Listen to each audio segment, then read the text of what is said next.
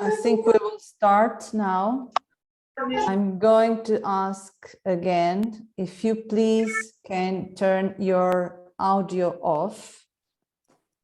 I think we've got already MOURA with us. I'm just going to remember some housekeeping notes. So my name is Sónia Ferreirinha. I'm a member of the API board. Welcome back to everyone. I hope you feel relaxed as I am now after Tanya's session. I just want you to make sure that you have your audio off, because otherwise can disturb the session, the next session, please.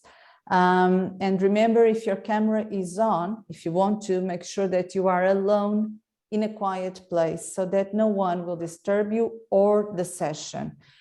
If you want to ask a question, please leave it to the end or write it in the chat box, and then I will share those questions with the speaker. We will have 15 minutes before the end of the session. I would like also to remind you that the elections for API will be on until 4:30 p.m. through our webpage. You have received an API email on the 21st of September informing about the procedures. If you haven't voted yet, please don't forget to do it. So our next session is a workshop. It is being recorded. As I said, there will be 15 minutes at the end to answer some questions that you may have. And the speaker will share his materials afterwards, okay? So our next speaker is José Moura Carvalho, well known to all of us. And today he's going to share his knowledge about a new concept, strategy, approach. I'm not sure about it yet. So I'm looking forward to learning about it. And so Zé Moura, the screen is yours. Hi Zé, are you there? Zé?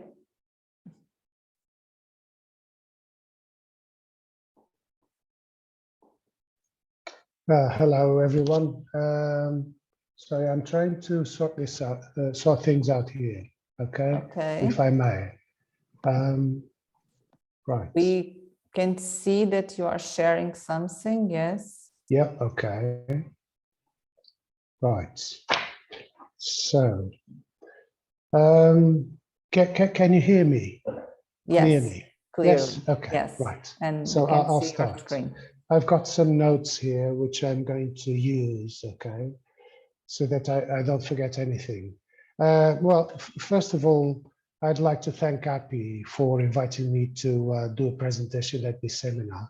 It's an honor and a pleasure. Thank you all very much for attending this session.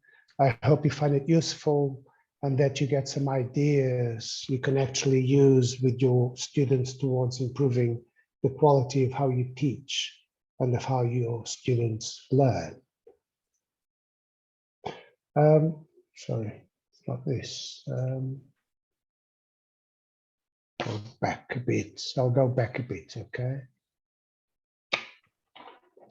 Right. Well, there is not much literature on or actual practices. Zé, can I interrupt you just for a second? You have a bar. The bar with some icons on the screen, on the top. Yes, it's better. Now we can see it better. Now, better now. Is that okay? Yeah. Yes. Okay. Go on. Right. Sorry. Right. Thank you. Well, there is not much literature on or actual practices in the use of Kaizen in education, and less so in English teaching and learning. So in a sense, this session will break new ground, and I hope that with the information you glean from this presentation, you will be able to bring Kaizen into your classrooms and to translate its principles into more successful teaching and learning. I have organized this presentation into 6 sections. First of all, I'll offer a definition of the term. I will then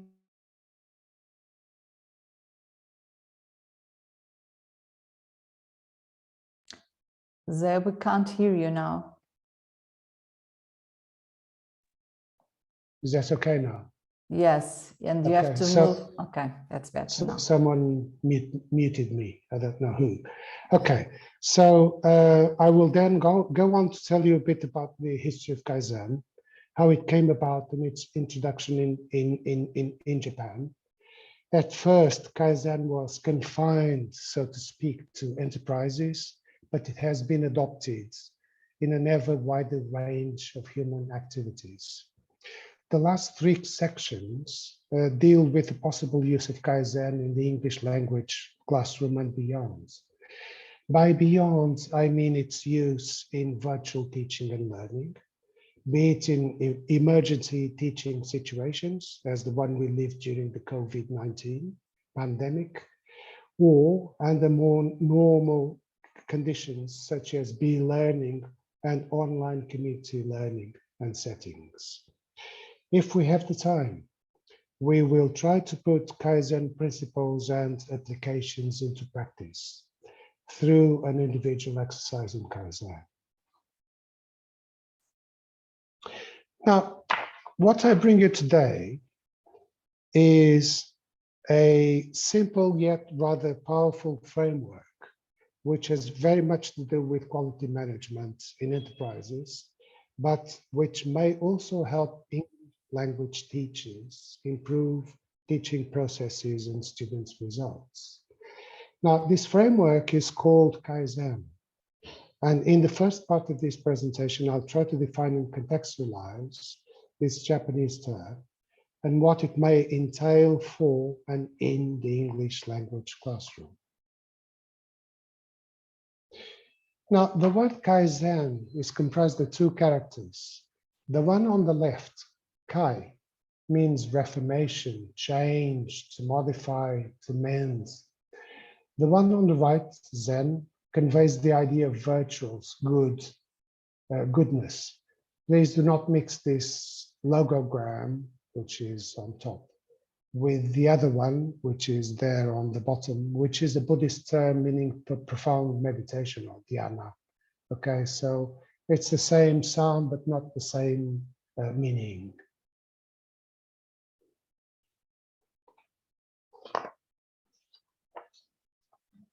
Now, together, these 2 logograms mean good change or change for the better.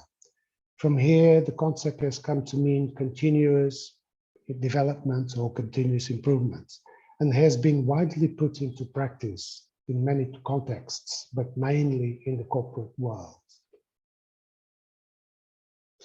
Now, even though the word Kaizen is Japanese, the concept of continuous improvement first evolved in the United States during World War II. Faced with the rising needs for more and better military equipment, the US government created what came to be known as the Training Within Industry, TWI initiative. In Wikipedia, you can read, it was apparent that the shortage of trained and skilled personnel at precisely the time they were needed most would impose a hardship on those war-related industries, and that only improved methods of job training would address the shortfall. One of the courses was developed by Dr. W. Edwards Deming, a statistician working on a quality control team whose objective was to help American manufacturers to improve their production methodologies. Instead of focusing on large-scale innovation, company managers were urged to look for small improvements wherever needed. The rationale behind this was that innovation tends to bring abrupt change, and which is not often understood or internalized by employees, and to involve top-down decisions only, leaving behind those who work on the gemba, a Japanese term which means factory floor. On the contrary, improvement, as laid down by Dr. Deming, meant a sustained, long-lasting process involving every employee and not just decision makers. Just to give an example, suggestion boxes were placed everywhere, and all proposals were viewed as worthy of consideration.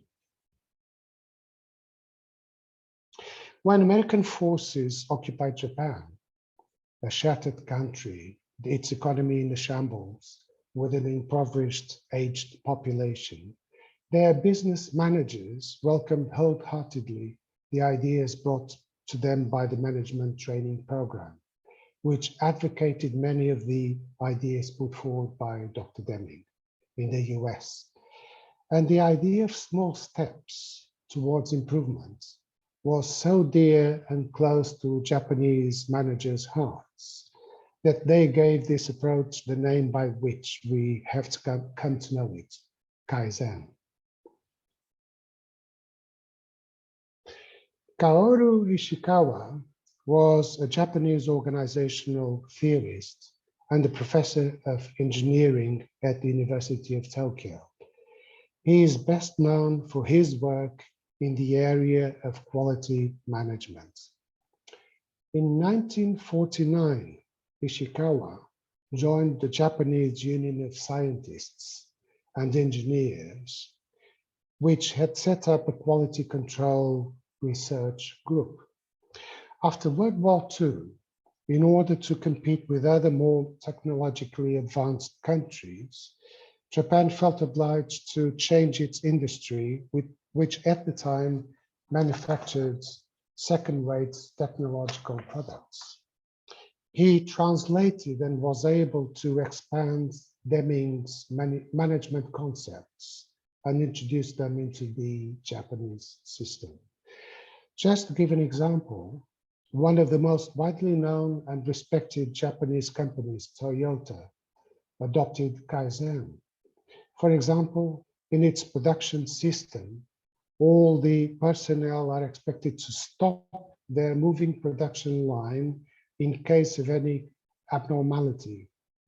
Line personnel, together with their supervisors, are expected to suggest an improvement to resolve the abnormality, which may initiate a Kaizen. Now, Kaizen remained circumscribed to the enterprise world for many, many years. Robert MOURA, an American clinical psychologist, brought Kaizen out of the corporate world and into his practice, his private practice. He works with his clients on the assumption that small steps circumvent the brain's innate resistance to change, to new behavior. His book, One Small Step Can Change Your Life, The Kaizen Way, was seminal in making Kaizen known to the general public.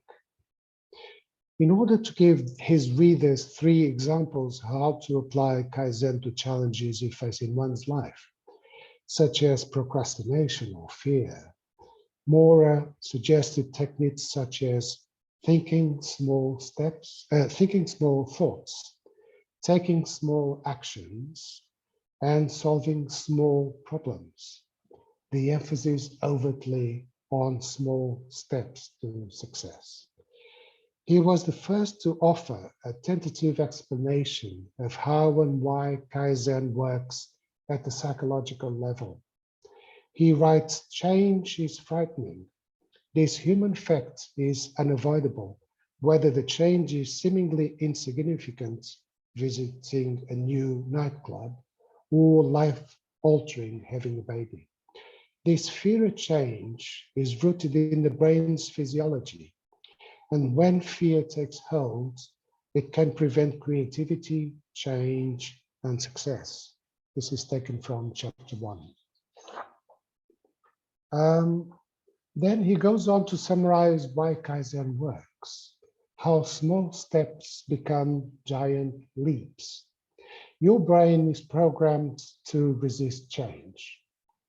But by taking small steps, you effectively rewire your nervous system so that it does the following: unsticks you from a creative block, bypasses the fight or flight response, creates new connections between neurons so that the brain enthusiastically takes over the process of change and you progress rapidly towards your goal.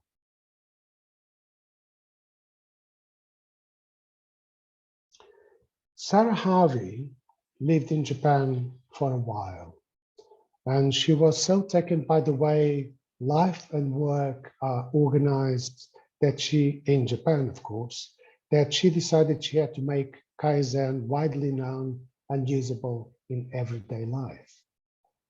Her book presents 6 areas where Kaizen may be of help for those people who want to change something in their lives: health, work, money, home, relationships, habits, and challenges. As happens with all the other authors who write on Kaizen, Sarah Harvey her emphasis is on small steps, on small changes. I quote from the introduction in her book. The emphasis is on making small incremental changes to parts of your routine, which can easily fit around work, childcare, or social commitments.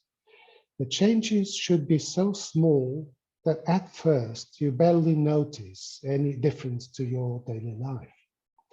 It is adding one more fruit or vegetable item to your food shop, or meditating for 5 minutes every Saturday morning.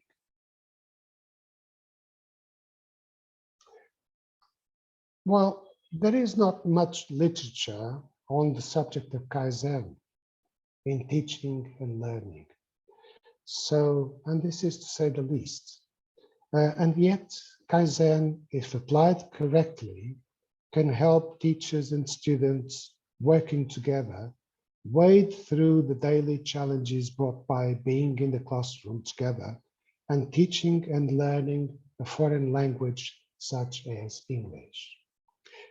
Let's have a look at the principles behind the application of Kaizen, and then I'll give you 2 examples how to go on about using Kaizen in the English language classroom.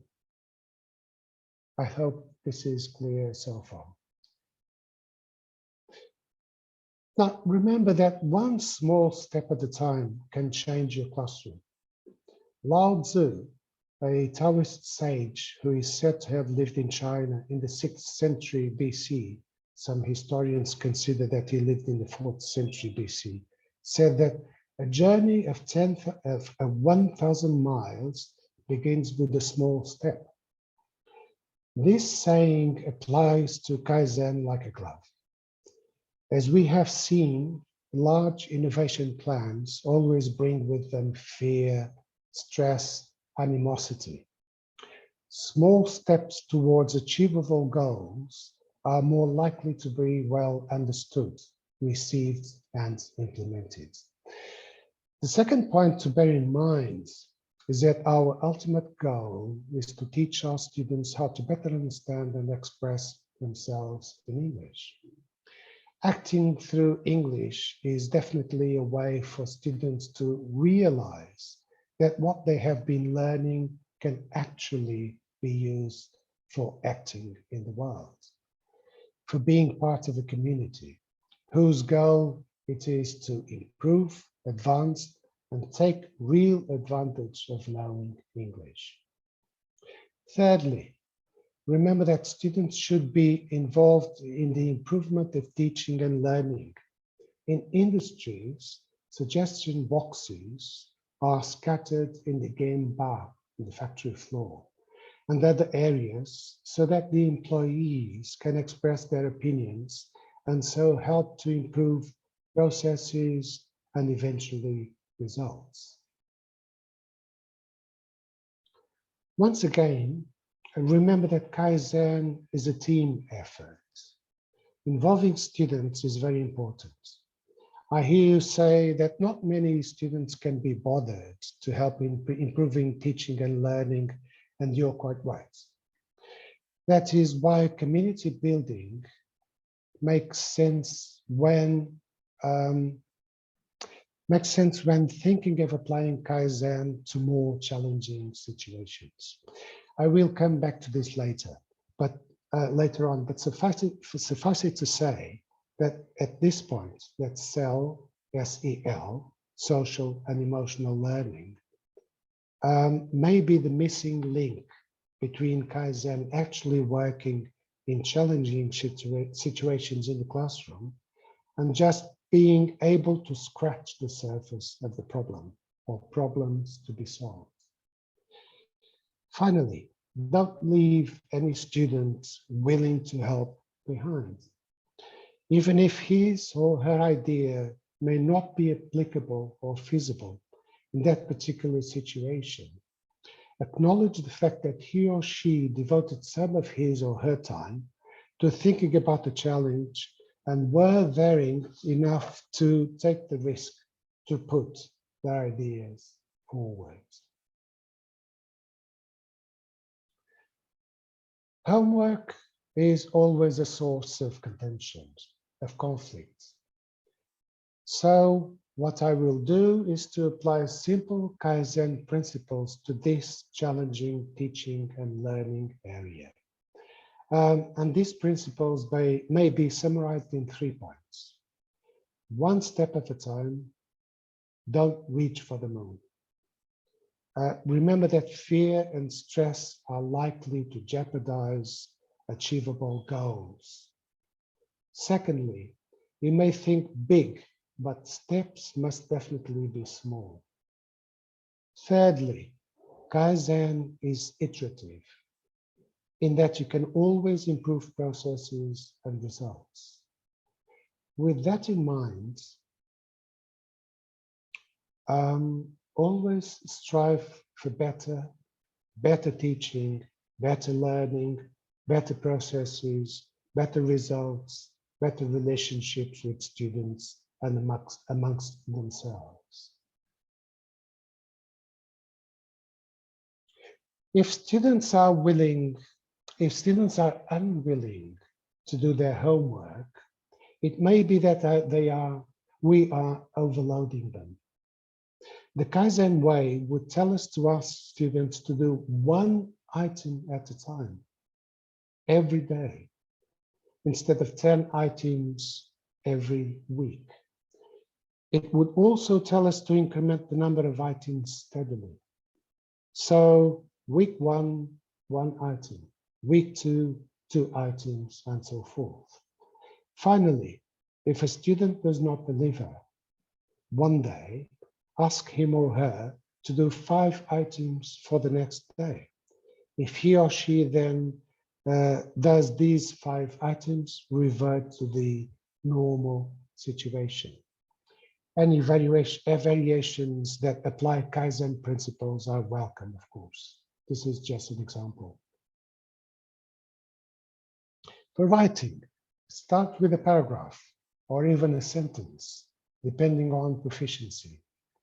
Go on from there. Remember, one small step at a time. Fear paralyzes, so that small steps can work better than huge innovations. Kaizen is a natural ally of differentiation. You can allocate different steps to different students, depending on their proficiency, their level of motivation, how fast they want to progress, and so on. Apply the same principles to listening or even speaking. In the latter case, get your students to record themselves on their smartphones. All smartphones now include a recording app. Start with a sentence and go on from there, one small step at a time. If you find it useful or feasible, differentiate. Think of how different your students are. how their proficiency and eagerness to learn are so different. For more challenging situations, you need a more structured approach. Lack of motivation and misbehavior, as we know, go hand in hand. These are hard to address and need persistence. As students grow older and realize that they are lagging behind, their motivation to learn decreases, and at the same time, disruption in the classroom may also increase, while in some cases, they just sit there absent-mindedly. To address this kind of situation, I would advise, on top of the small step Kaizen way of managing change, to bring in other components. I would say that the ideal would be to couple the Deming Cycle, which is part of the Kaizen toolkit, with community building activities. I will address each of these in turn. Kaizen is about continuous improvement, continuous development. This is implemented through iteration. For iteration to happen, you need a framework that leads you through an improvement cycle. Now, the Deming Cycle is also known as the PDCA, Plan, Do, Check, Act cycle. It is a model for continuous improvement of quality, which comprises logical sequences of 4 steps that are repetitive to help in bringing on continuous improvement as well as learning. The 4 components of the cycle are known as PDCA, or Plan, Do, Check, or Study and Act. It is also called the Deming Wheel because of its iteration, because of the iteration it promotes. Another version of this cycle is OPDCA. The added O stands for observation, as in observe the current condition. A fundamental principle of PDCA, as I have said, is iteration. When a hypothesis is confirmed or refuted, executing the cycle again will extend the knowledge further. Repeating the PDCA cycle can bring teachers and students closer to the goal they have set. Now, this is very different from trying to get things right the first time. Kaizen acknowledges the fact that it is through the accumulation of knowledge on processes that these can be ameliorated, and thus end results can be bettered. With this small steps approach, you can always change the way you do things and so get closer to the goals you have set. Let's look briefly at the diagram on the right. You start by identifying what you think needs to be changed. This is the first phase. As we have seen, some authors add an observation phase to the cycle, which to me makes all the sense. Bring in your students and ask them what they think should or could be done to address the challenge. This is the plan phase. In the next phase, the act phase, you identify small steps that can be taken to solve the situation. Remember that from a Kaizen perspective, big strides cause stress and fear and are counterproductive. Once you put these steps into practice, check how effective they are, meaning that what are the results you're getting by going this way. Once again, remember that the Kaizen way does not deliver big results in little time. On the contrary, expect small changes which, when taken together, will lead to incremental but steadfast change. Finally, from the steps taken, decide whether to go in the same direction or whether to go through the cycle again. So plan, do, check, act. Use the Deming cycle in very challenging situations, for example. Now, as you have seen, I believe that students should play a relevant part in the whole Kaizen system as applied to the classroom. And yet, as we know, many are either not interested in collaborating in improvement plans or don't feel their voice is actually heard when change is called for.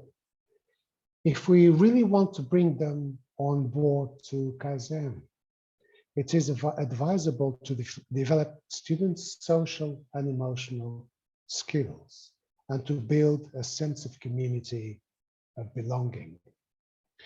CASEL stands for Collaborative for Academic, Social and Emotional Learning. They have been around for 27 years, working in the SEL field. They have developed a framework which they describe this way, and which you can see on the left of your screen.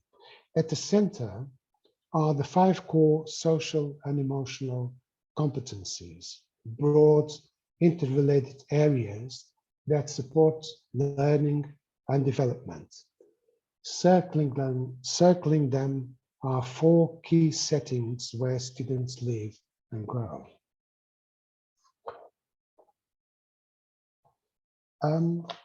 School family community partnerships coordinate SEL practices and establish equitable learning environments across all of these contexts.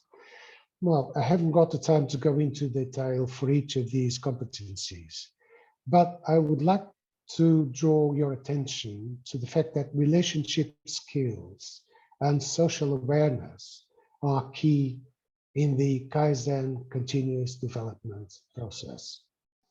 For those of you who are not familiar with the framework, I have a video on the right, which was produced by CASEL, introducing the 5 core competencies and the 4 key settings. I'll try to show you the video now by sharing it with you.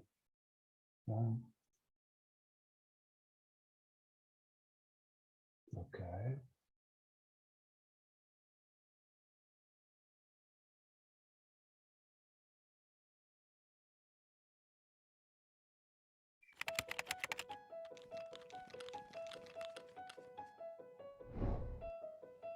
Think about the young people in your lives and all the different places where they're learning about themselves, how to relate to others, and work together on goals. How can we intentionally create learning experiences that will help all young people develop and maintain positive relationships, become lifelong learners, and contribute to a more caring, just world? Educators, researchers, community members, families, and the students themselves agree. What we need is social and emotional learning, or SEL. SEL is the process through which young people and adults acquire and apply the knowledge, skills, and attitudes that help us to understand ourselves, connect with others, achieve our goals, and support our communities. We all need opportunity and a sense of belonging. So how does SEL help schools, families, and communities work together so that all young people have these kinds of learning experiences and achieve success in education, careers, and life? CASEL's framework identifies 5 areas of competence that together help us develop a healthy sense of who we are, manage stress, understand the views of others, and work together to create schools and communities where everyone can grow their strengths and interests. Self-awareness is about how we think about ourselves and who we are. It includes understanding our culture, our thoughts, feelings, and what we believe we're capable of, and understanding how these things can influence our behaviors and beliefs. Self-management is the ability to manage those emotions, thoughts, and actions in different situations so that we can achieve individual and collective goals. This includes coping with stress and anxiety, persevering through challenges, and taking action to create positive change. Social awareness is how we understand others, how we learn to take different perspectives and empathize even with people who are different from us. It also includes understanding how the broader norms and systems around us influence how we develop and create a sense of belonging. Relationship skills are how we connect and engage effectively with others, and how we form lasting friendships and connections. This includes communicating clearly, solving problems together, managing conflict and disagreements, and standing up for ourselves and the rights of others. Lastly, responsible decision-making is how we put it all together to make caring and constructive choices. This includes thinking critically about consequences, analyzing the impact of our actions on ourselves and others, and identifying solutions that support our collective well-being. We continue to develop and practice SEL throughout our lives and can adapt and apply these competencies across different contexts and cultures. How we develop SEL is impacted by our environments, which is why we need to work together across classrooms, schools, families, and communities. In the classroom, students can be explicitly taught SEL skills and also can practice and apply SEL during core subjects, like discussing different perspectives in social studies and language arts, or collaboratively problem solving in science or math. SEL is most effective when supported by evidence-based programs and trusting relationships where students are treated as partners in their learning. Beyond the classroom, SEL can be intentionally promoted throughout the school experience, from the way they're greeted in the morning to how discipline practices are carried out and how adults themselves develop and model positive relationships and the SEL competencies.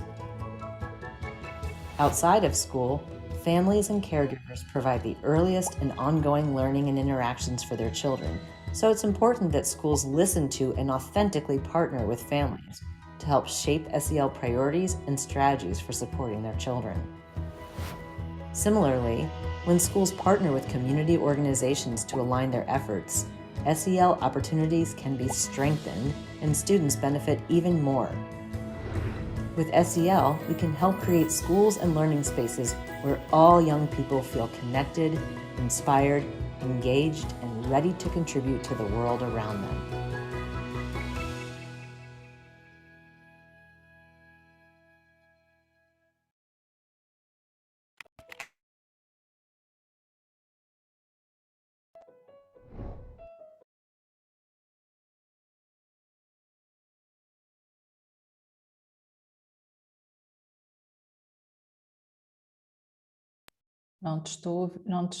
Zeb, we can't hear you. Yeah, can you hear me now? Yes, yes. Okay. I'm trying. Yes. Okay. Can you now see the image is better. presentation? The screen is better. Yes. Okay. Blurred. Right. Okay. So I hope you now have an idea what SEL is about. Well, I think many or all of you have heard about it. And I now will go on to speak a bit about community building. Okay. Now, community building is central if you want to bring students into the Kaizen approach to change. The idea behind this community building is that students have a feeling that they're in this together, that they have been empowered in the change process. This entails the creation of learning environments where students participate and have a voice. I will be very brief and put forward 4 areas which may be of help when building a classroom community. The first point I'd like to address or to tell you about is empathy. Now, to foster empathy about students is very important. But when I say empathy, I mean active empathy and not just feeling for others' problems. Okay, so I think there's a difference between being empathic and being actively empathic. To Number 2, create a support network, if possible, based on and around a platform such as Edmodo, for example, or any other platform you're familiar with. Number 3, if mindfulness or any other meditative practice is an option for you, set up a short, regular classroom practice.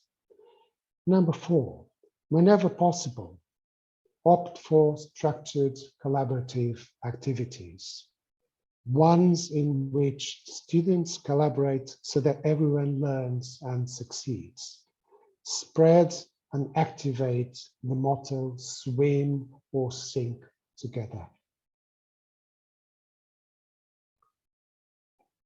Now, identify, to sum up, okay? I'll sum up. I've got 3 more minutes to go. To sum up, 1, identify areas that need improvement. Remember that improvement means a sustained, long-lasting process. This is very different from trying to get things right the first time. Kaizen acknowledges the fact that it is through the accumulation of knowledge on processes that these can be ameliorated and thus end results can be bettered. With this small step approach, you can always change the way you do things and so get closer to the goals you have set. Let's look briefly at the diagram. Oh, sorry. Now this is it.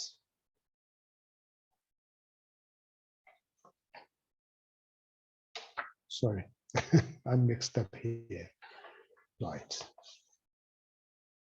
Ask students for suggestions, proposals, involve them in the Kaizen process from the very beginning.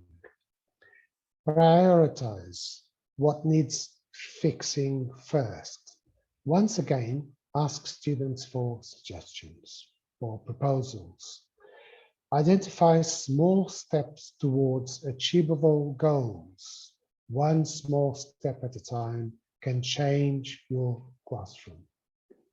If all goes well, continue on the same path, a small step at a time. If not, rethink steps. Encourage your students to use English.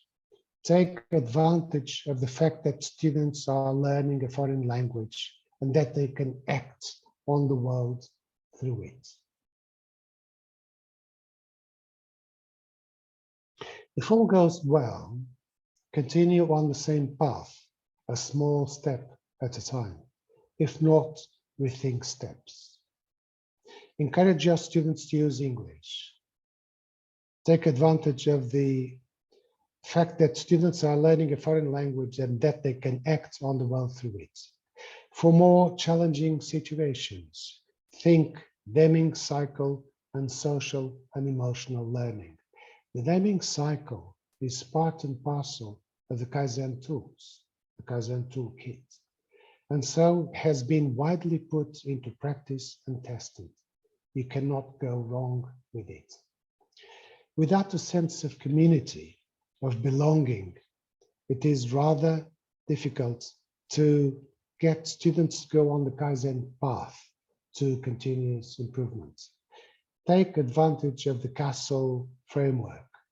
If you think they are useful, try the 4 areas I have mentioned in the community building slide.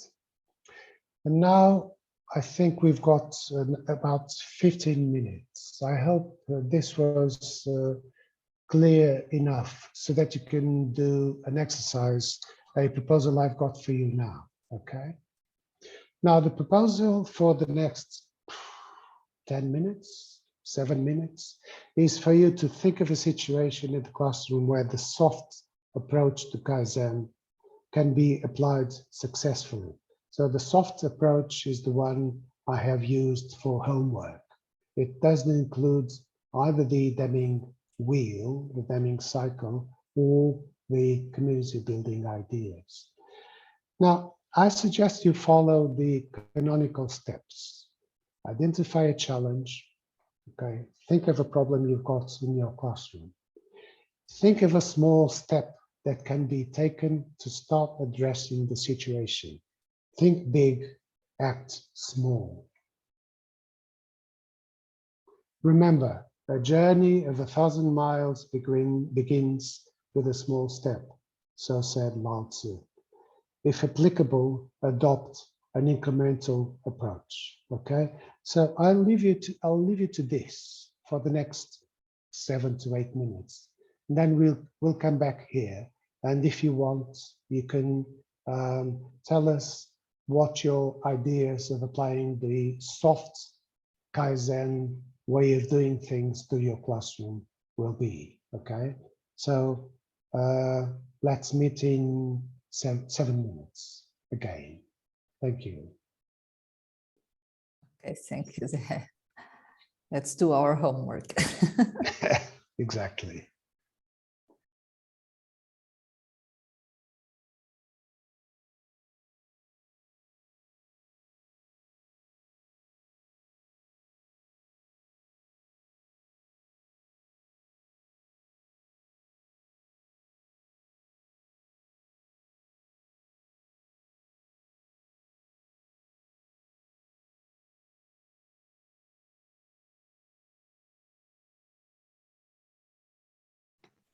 José?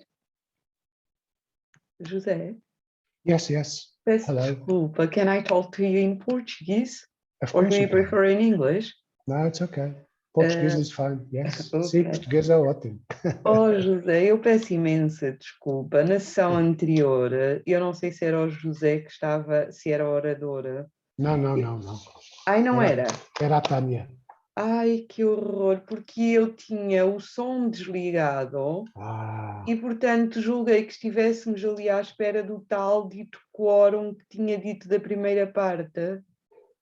Ela deve ter ficado extremamente aborrecida com o meu comentário. Não, nada, não há problema nenhum. Pois, eu pedi desculpa publicamente, mas não sei se lhe vai chegar, se ela vai ver. Já Foi vi. terrível, entenda.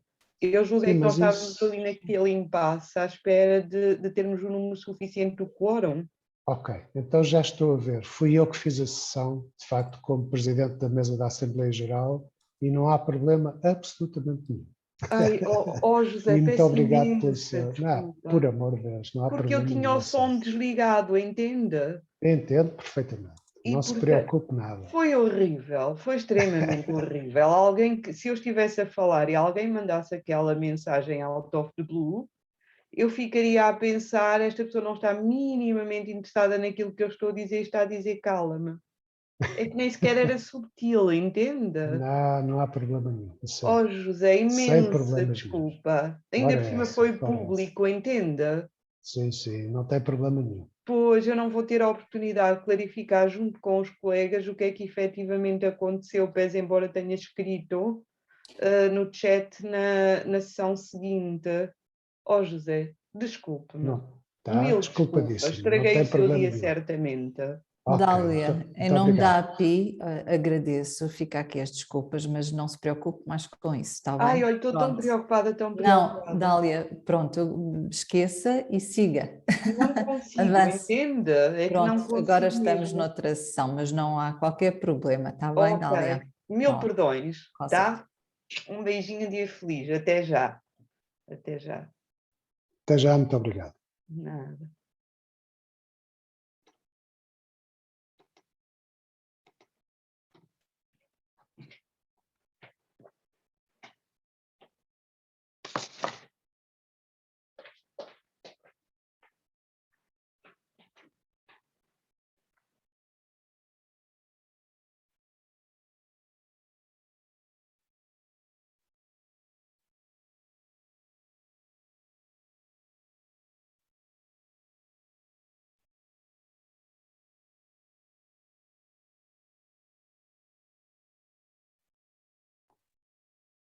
Zé, are you reading some messages in the chat box? Yes, I am. Okay, I'm reading the okay. messages, yes. Okay. Thank you.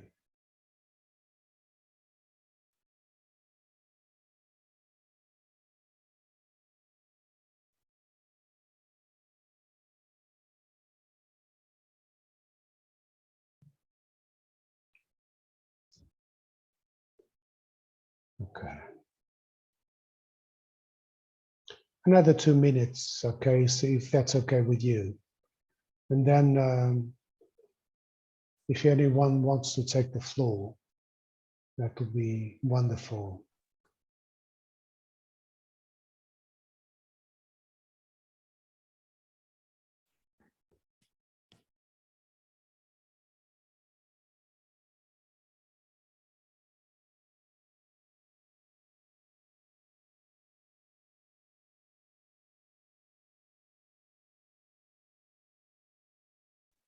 Okay, so let's go back to this, okay? And now, if you want to speak up and say what your ideas are, I would be very grateful. Anyone can step in, okay?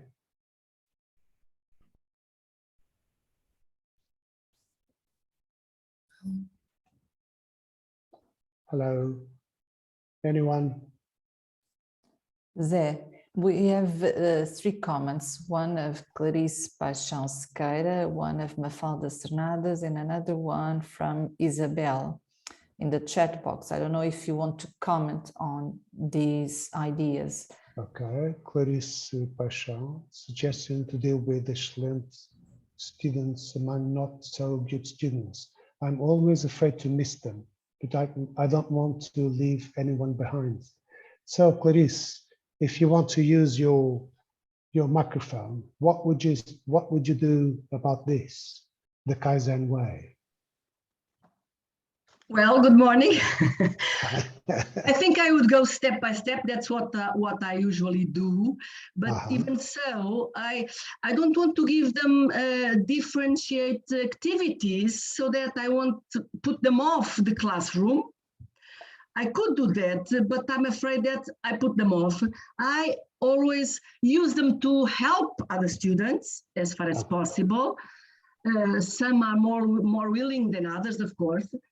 I try to use them as an asset, as something that can really help me with the others. But indeed, I feel I'm not helping them. I'm not helping them to improve, to enhance what they already have. Okay, and what could you do from your point of view? What could you do if you use the Kaizen approach? Any ideas? Start small steps, okay? One small step at a time. Okay, so I could always give them the same activity plus something else in an upper grade. Okay, so a small work, a small activity, a small task that they could do and present or something.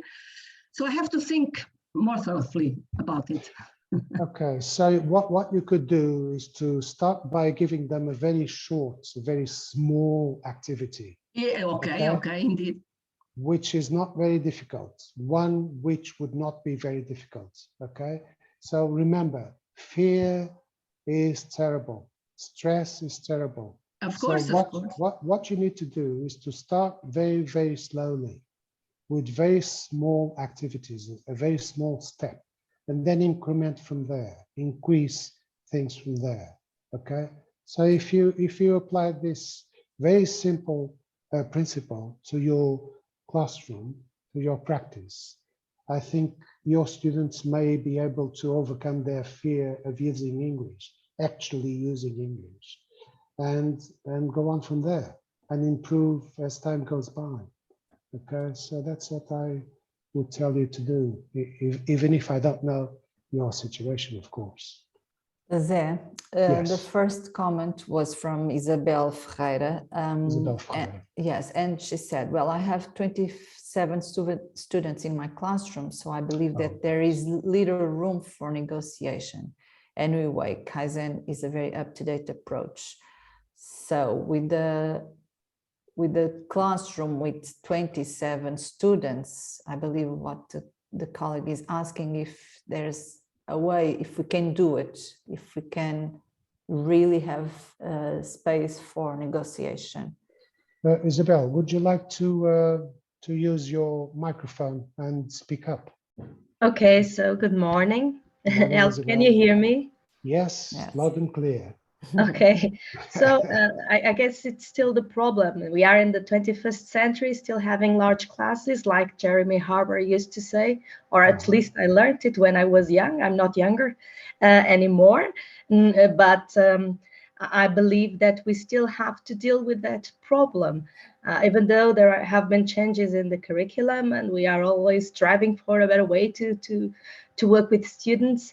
And I think that negotiation is interesting, of course, but at the end of the day, when you have 27 students in a classroom, you have to be practical and you have to do what you can to make the most of it, to teach what is important, and then to see if the classroom really has a good environment. So Kaizen is interesting. It poses gives us some interesting ideas to work with students, but I believe that it is an approach more suitable for small groups. At least I have that impression. Well, not necessarily, but because this is not about negotiation. It's about involving students in getting from them proposals and suggestions. It's different, okay? So in a negotiation process, you go through one of the 27 students at a time, okay? Now, there is little time for everyone.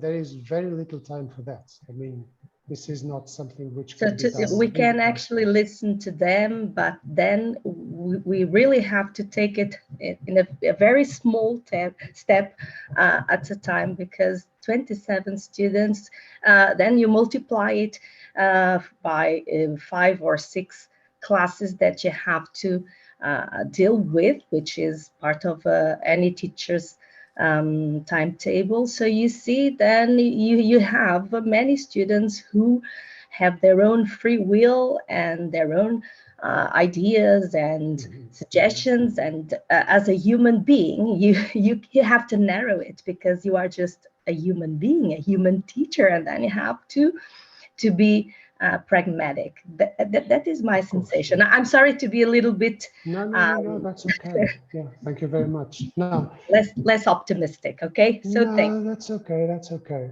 Now, you only want to apply Kaizen in difficult situations, in challenging situations, and in other situations which are not as challenging as that. Okay, so you don't have to apply Kaizen if you don't have a problem.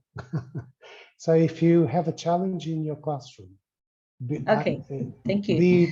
Be it a small one or a big one, okay, you can use Kaizen. If you have no problem, don't use it. So Kaizen can be applied in the classroom if and when you feel there is a problem to be solved. And this is, in this instance, Kaizen is very useful because it helps you to identify the problem first, and then identify what kind of small steps you can take to try to address it. Okay, so this is usually used only when you feel there is a problem in your classroom. Okay, not for everyday use. Okay,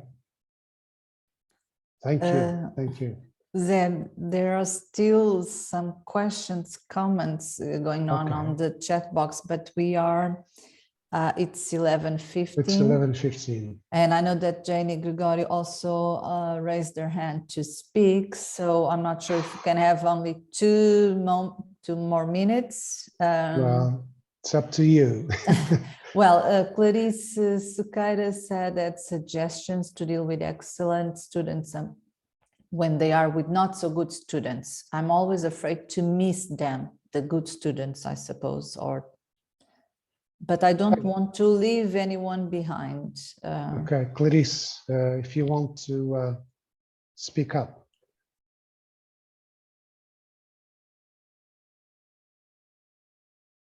No? No. Okay. I don't Anyone know. else who wants to? Janie, she raised her hand. Janie Gregorio. Okay. Sorry, my question has basically been answered because I was thinking of in settings with smaller children, creating task-based activities in which the children may have, they're put forward, the task is put forward, and then there's a situation in which we negotiate how we're going to deal with the task, for example. Well, Kaizen has got to do with tasks themselves. It's got to do with classroom management, which is different, okay? So one is a pedagogical view, and then another one is a management view, you see. So what we're talking about is quality management of the classroom, and not tasks themselves. So if you've got a problem which you have to solve in your classroom, you have to think strategically, okay, and not pedagogically. So, and in this way, in this sense, Kaizen is very useful because it gives you a lot of tools, and very simple ones, elusively simple ones, which can be used if you find yourself in a difficult situation in the classroom, okay? So as simple as that. It's got little to do with pedagogy. It's got more to do with classroom management, okay? Well, just Helena Liberato, it's the last one. I'm really sorry about it, because we can't move on because we have another session, okay? Yeah, Helena, sure. If you want to speak. Hello, good morning. Thank you. Good morning. I was just listening and trying to understand how I could apply this to the classroom. Okay. And for example, we all have big classes with loads of students, and probably we could first find different ways to give feedback and different moments. I believe Helena Batista, no, not Helena Batista. Helena Batista talked about vocational students writing activity. It's a 10th grade, if I believe that's right. So they just added every week a bit more of their text. And so gradually, of course, they will, each one at their pace, get there. But also, someone mentioned tutoring sessions. And I believe that can also be helpful, especially if you're talking about classrooms with many students. And when you mentioned the Kaizen principles, you talked about homework. So different students can have different tasks and take different tasks home. And yes, it's a lot of work, but well, it's our job. And not all students will have that many difficulties, and hopefully we won't have to deal with all the 27 students in a lower level of English. So, and thank you so much for this session. Thank you. And I also wrote one question. Okay. Do you think that these principles can be applied to students' autonomous learning process? Absolutely. Because, well, it depends on the teacher giving them very precise instructions of what they have to do, okay? So the idea is to start small and then increase as time goes by, okay? So the notion that you get paralyzed because of fear or stress is very important in Kaizen, okay? So if you give students very precise instructions on what they have to do, step by step, okay? They can do it autonomously, of course. And it may be very useful as well. Zé and Helena and everyone, yes. Yes, we have to It's 20 here. past 11. Thank you so much, everyone. Thank you so much, Zé, for bringing this new approach to us. And we will see you in 10 minutes because next session starts at 11:30, okay? So thank you so much to everyone. See you in a bit. Bye-bye. Thank you. Bye. Bye-bye.